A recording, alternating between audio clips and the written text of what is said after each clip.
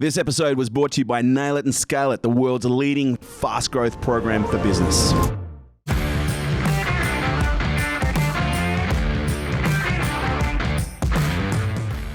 Ladies and gentlemen, welcome to Unstoppable. And today's guest we have in the studio, live from Sydney, Ricardo Gutierrez.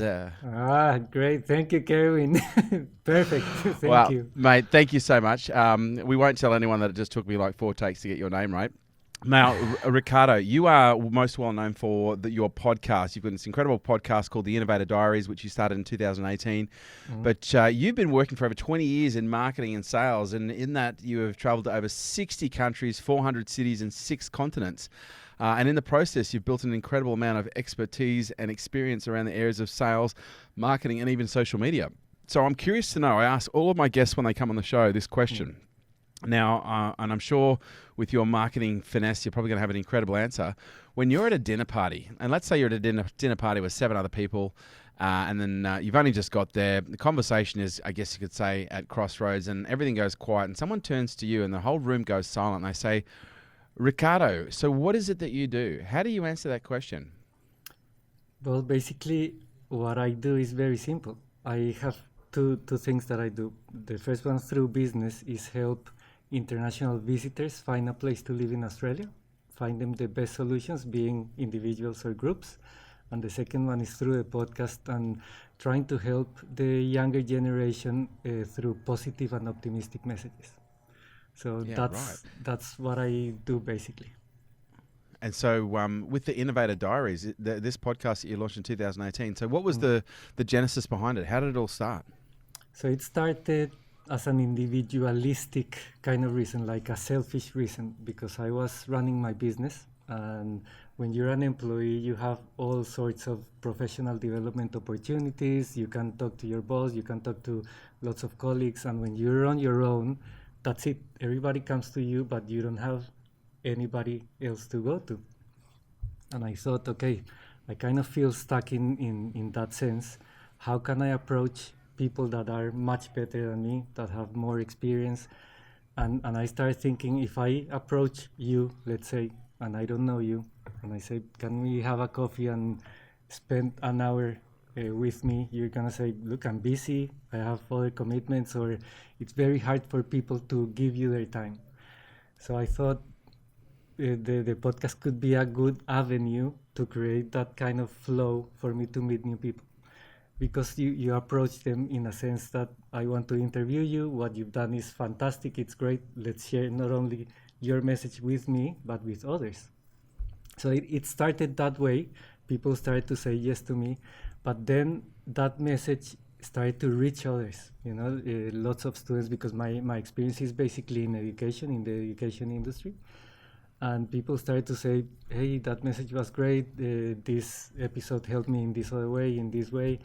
And it became a much, much bigger project. And as you know, through your podcast, it's a fantastic project. It makes you grow as a person. It makes you become a better listener, a better question asker, and that helps you in business as well.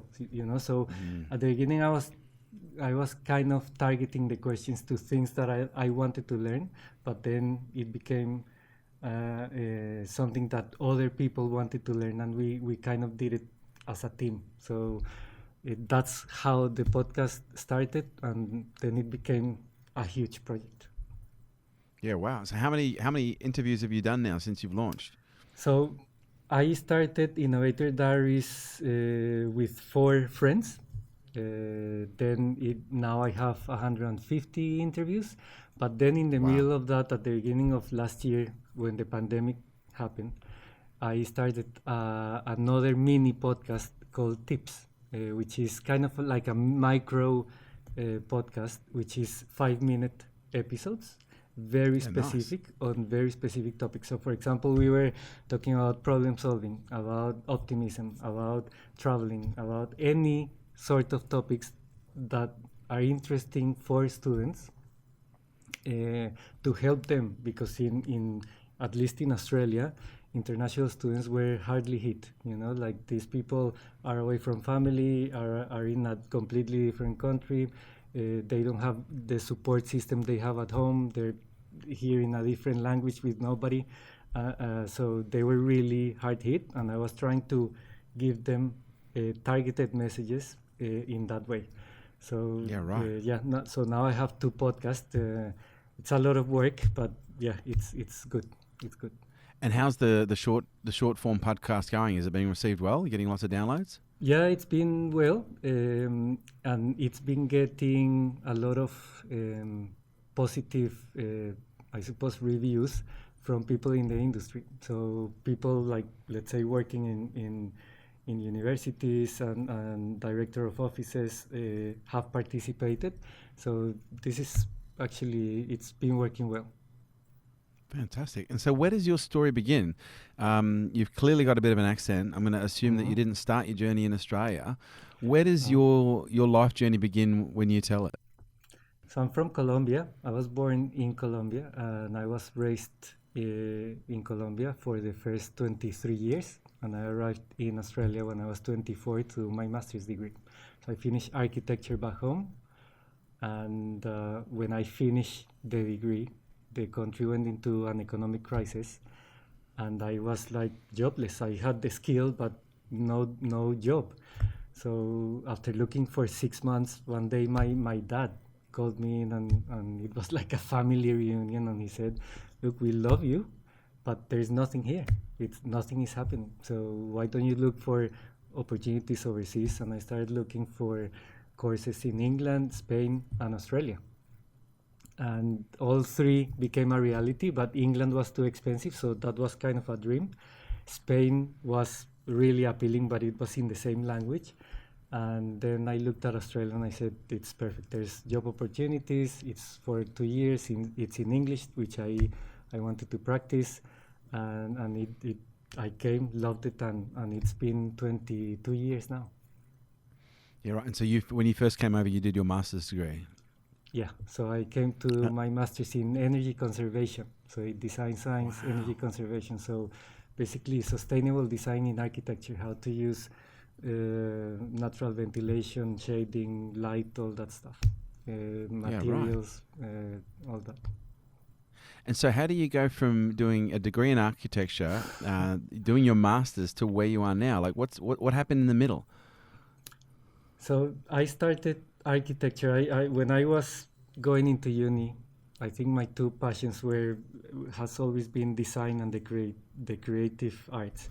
So I was juggling between graphic design and architecture, and at the time, architecture was better paid. So I chose architecture, and I went through that. But then, when I started working here in Australia as an architect, I started to do the documentation, which it's very technical. It's very important because it's how things are built. But my passion is in the creative part, how to design spaces and things like that. So I started to dislike the job, and it actually took me a year to change careers, because I started kind of halfway. I went part-time in architecture, and then I started to work part-time in marketing at the university at Sydney Uni. And one day I realized, I'm enjoying much more this job with university, with students, with traveling, rather than staying in the office doing documentation. And that's actually one of the most difficult decisions I've ever had to do in my life, because I spent 5 years in the bachelor's degree of architecture, then I spent 2 years in the master's degree, then I worked 2 years in architecture, and all my network at the time, all my friends were architects, and everybody was telling me, "Are you crazy? Why are you wasting all the time? Like, what are you doing?" And it's a lot of time, effort, money, tears. It's everything basically that you think it's gonna be wasted. But then I finally did, and I think it was a very good decision, because my passion is still there. If let's say a friend tells me I want to renovate, I just look at that plan and I keep myself updated.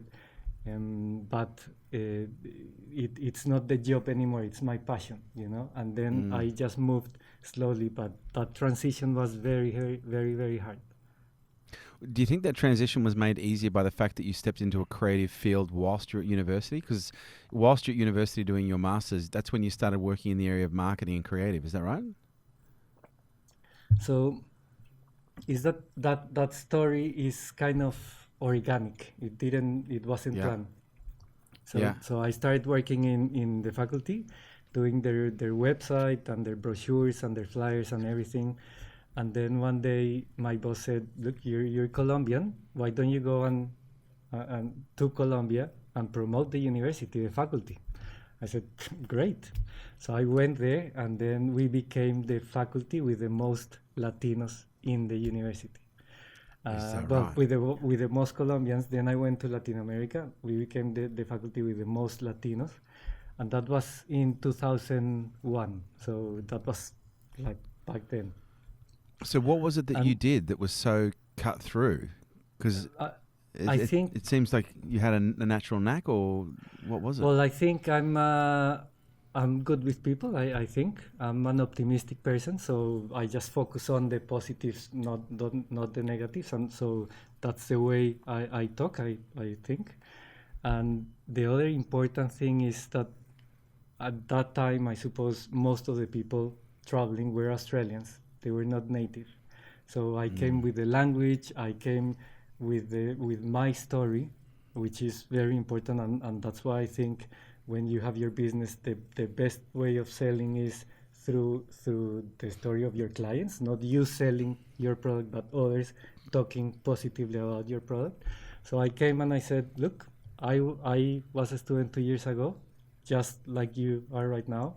I had that dream of going to Australia, and these are the steps I took to get to where I am right now. So it was a real kind of thing. Like it became, I was turning their dreams to a real thing of how to do it. And if I was able to do it, which I have nothing special, anybody could do it. So it started to happen that way. Yeah, right. And it seems to me like you had a natural affinity with that market, but you also at some point moved into the social media side as well. Was that about that time, or did that come after? Yeah, so at that time I finished I turned my master's into a graduate diploma because I did the subjects I was interested in the first year, and then the second year was kind of electives, and I said, "No, instead of doing that, I'm gonna try to find another degree," and I did the Master of Multimedia Design, which included a Yeah, little right. bit of marketing and all that. And because I was taking care of the website and publications of the faculty, I then moved to Central International for the uni, and I managed their social media and everything for them. So that became kind of like a natural progression as well, and it just started working as well. And you thrived in that space, because I understand you improved their stats by over 250% and lead generation by 299%. What was it that? Because it's one thing to be good at multimedia design and have an eye for design, which it sounds like was a little bit of your roots with architecture. And I can see just by your background, your house is incredibly well put together. Thank But you. but I'm curious to know, like, how did that then translate from a conversion perspective to be able to get some traction and actually be effective as a marketer, not just making things look good? What was it that you did to cut through? I think at the time, I don't know if I was lucky or if it was well done, but at the time there was little or no interaction with the students as such. So we started to put that as a priority. So start to involve them into the channels. They created the message, not us as staff creating the message. Just putting the students which were also the prospective clients and prospective viewers of the social channel as the center of the stage. So I think that's the main thing. Like we started to do competitions with the students for the students, and that was the main thing, and that started to work. So I think before you as a staff member, okay, what can we do, and you start to plan things, you start to create strategies, you start to do things for your clients or your users. But what I did is, okay, no, let's bring them in, what do they think, what do they want to do, what are their goals, what do they want to see, and okay, use them to create that as well. So it started to work as well, and it started to grow. And obviously that growth was starting from a very little base, and now I don't think you could achieve that growth if you had a big base of users. Yeah, right.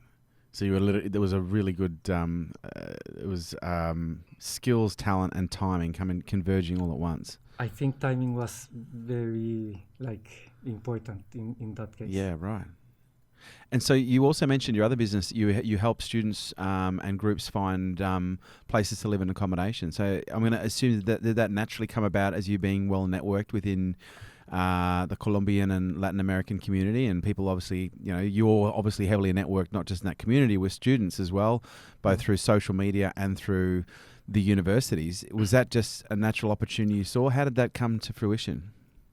So I was working in the international education industry, and I was traveling quite a lot. I started in Latin America, then I had the opportunity to take over Indonesia, Thailand. I participated in the Middle East as well.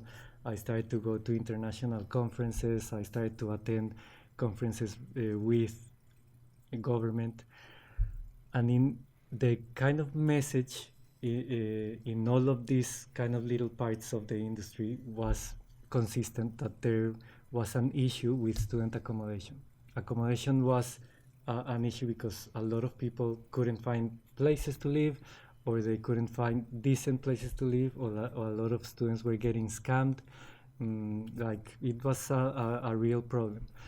So I thought, okay, who's doing this? So I started to do a little bit of research, and there wasn't real solutions. Like, there was a lot of people putting a lot of money into something called PBSAs, which is purpose-built student accommodation, which are fantastic buildings, but they are not cheap, and they are targeting certain types of students because of the cost. They offer great services, great facilities, brand new things, and they're amazing places.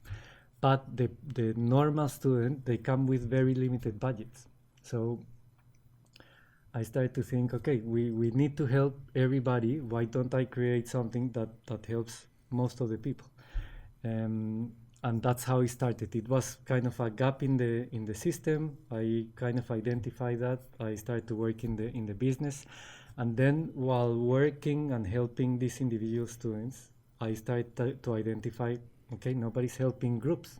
The groups coming, let's say, from partner universities, they need also somewhere to stay. And there's kind of a gap in the system.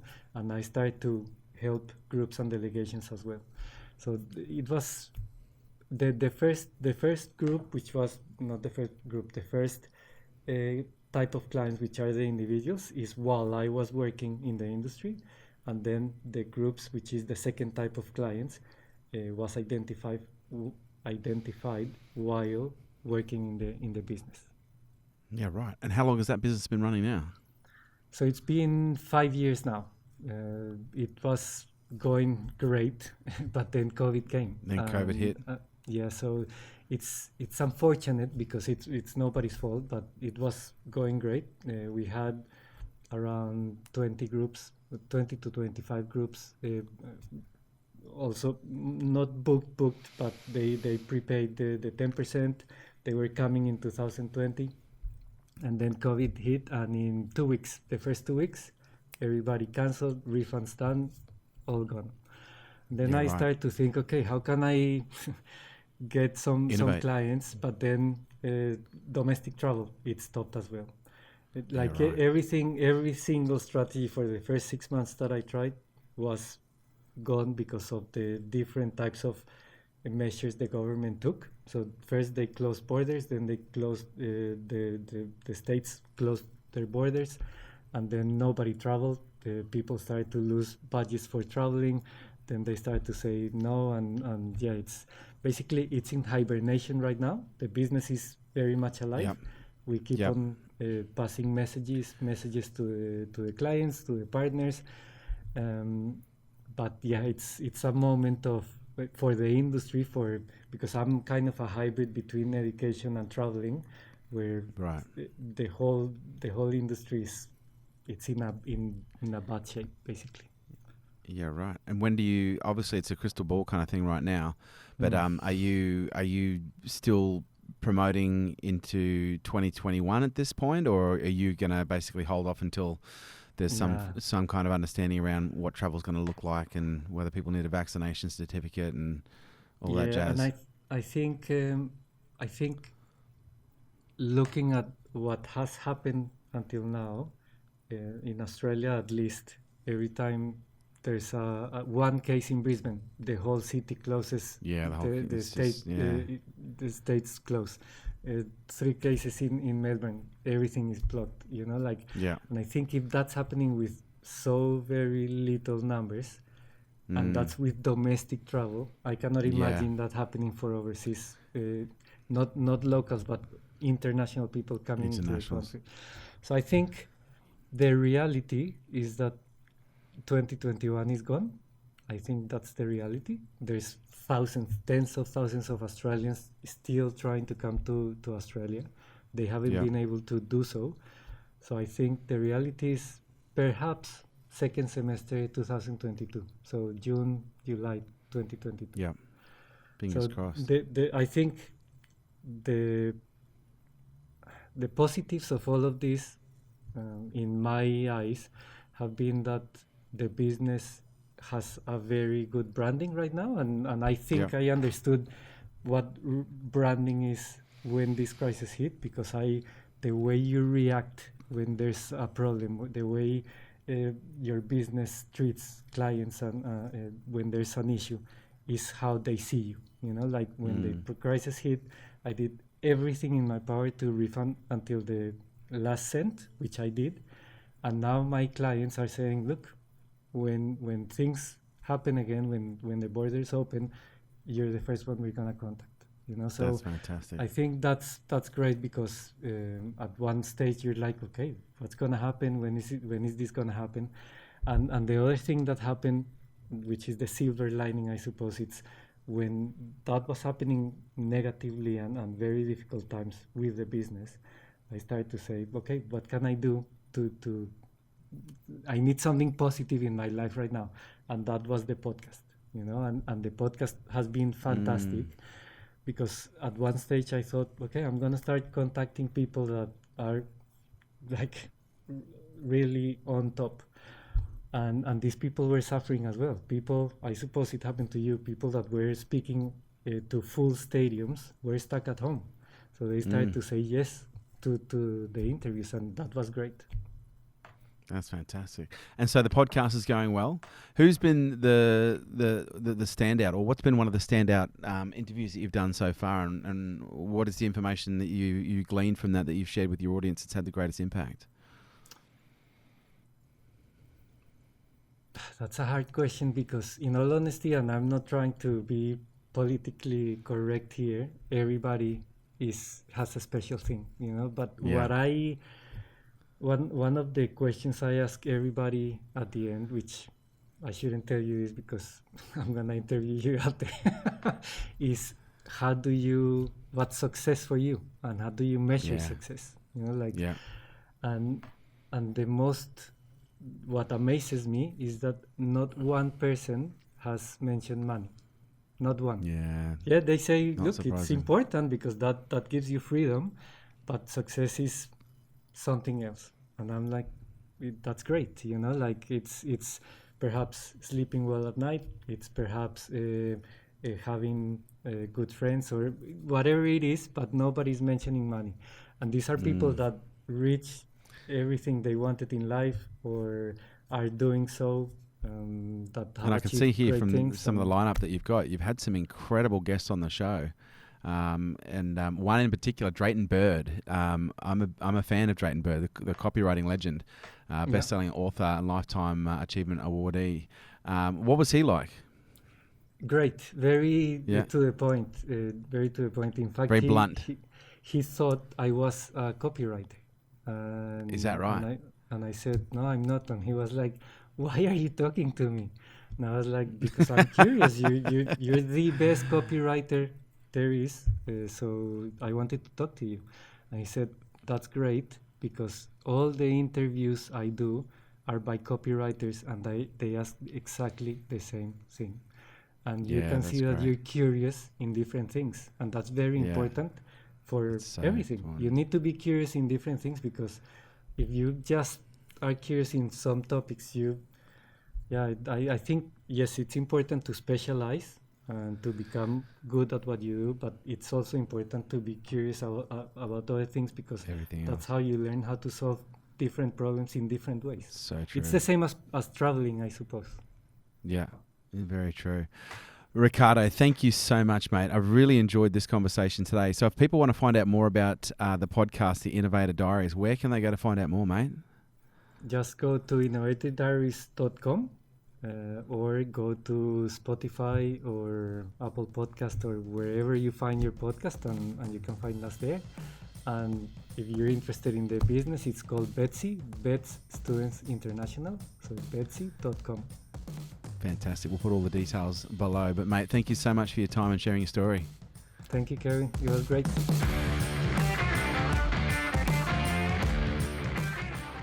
This episode is brought to you by Nail It and Scale It, the world's leading fast growth program for businesses. If you have ever wanted to grow your business faster than what you can right now, if you need to make more revenue, if you need more leads, if you need more clients, if you need to know how to plan your business in a strategic way in order to hit big goals, if you need to learn how to scale your business and grow your team and your business so that you have more freedom, then this program is for you. Imagine 3 days immersed with me where we cover all aspects of business, but we do it from an immersive but also an execution standpoint. We execute every step of the way, and we're looking at 5 key areas. We're looking at your psychology, we're looking at your marketing, your sales, your leadership, and we're looking at your planning and how we integrate these 5 key areas to grow your business and your brand quickly. So if you'd like to find out more information, kerwinray.com.